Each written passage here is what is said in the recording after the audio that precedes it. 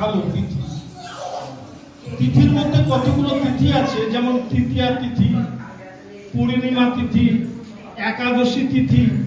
এই তিথিগুলি হচ্ছে খুব ভালো তিথি। আর সেই তিথিতেই আমাদের এই বাচ্চাটি এই জগতে এসেছে, পিতা মাতাকে আশ্রয় করে।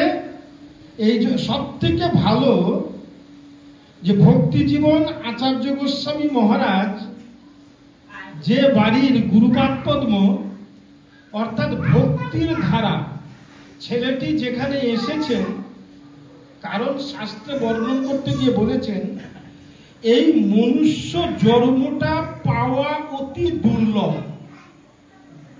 দুর্লভ মনুষ্য জন্ম দেহিনাম কোন ভঙ্গুর তদ্রাপি দুর্লভ মন্যে বৈকুণ্ঠ প্রিয় দর্শন। এই যে ভারতবর্ষে বিশেষ করে ধামে আমাদের একটি শ্লোক আছে পুরাণের মধ্যে, জলজা লবলক্ষণী স্থাবরা লক্ষ বিংশতি ত্রিময়া রুদ্র সংখ্যক। গৃহকর্ত্রী ও কর্তা পরম বৈষ্ণব পরম বৈষ্ণবী, তারই সুযোগ্য পুত্র যার নাম নীলমণি, সুন্দর নাম, তার আজ শুভ জন্মদিন। আজ এত ভাগ্যবান এই পুত্র বা পিতামাতা যে পুত্রের এই শুভ জন্মদিনে কত সন্ন্যাসীবৃন্দ ভক্তবৃন্দ আজ এই বাড়িতে হরিকথা বলবার জন্য সুযোগ পেয়েছেন, আমরা সুযোগ পেয়েছি।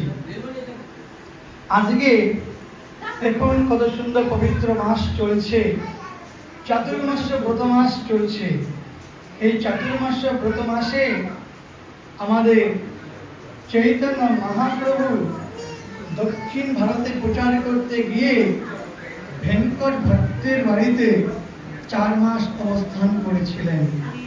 আর সেই ভেঙ্কট ভট্টের পুত্র রঘুনাথ ভট্ট তিনি আজ মহাপ্রভুর সেবা করবার জন্য, ব্রজনন্দন ভগবান শ্রীকৃষ্ণের সেবা করবার জন্য বৃন্দাবন ধামে সারাটা জীবন ভগবান শ্রী চৈতন্য মহাপ্রভুর নির্দেশ তার উপদেশ পালন করেছেন।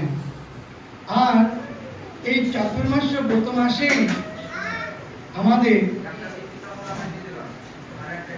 যে নারদ মুনি ঋষিগণের মুখে হরিকথা শ্রবণ করে তিনি তার পরম ধাম প্রাপ্ত হয়েছিলেন। এই পবিত্র মাসে ভগবান তিনি তার শুদ্ধ ভক্তের মুখে তার গুণ মহিমা শ্রবণ করবার জন্য তিনি অনন্ত শয্যায় 4 মাস শায়িত থাকেন।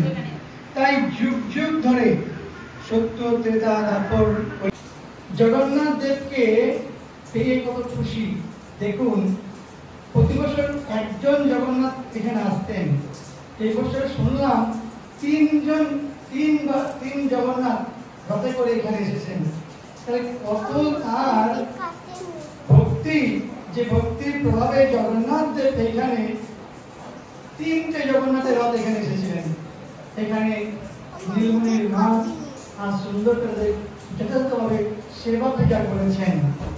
আজকে এইগুলি অবাক লাগে বা শুনতেও কত ভালো লাগে যে ভগবানকে সেবা করার জন্য কত সুন্দর তাদের মন প্রাণ, যে জগন্নাথ এখানেই চলে এসেছেন, এখানেই সেবা করেছেন, সেবা নিয়েছেন।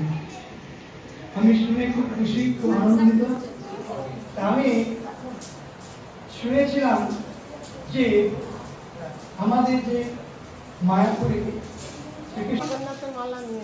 বাসুদেব সমর্পিতা এটা স্বয়ং জগন্নাথ মুখে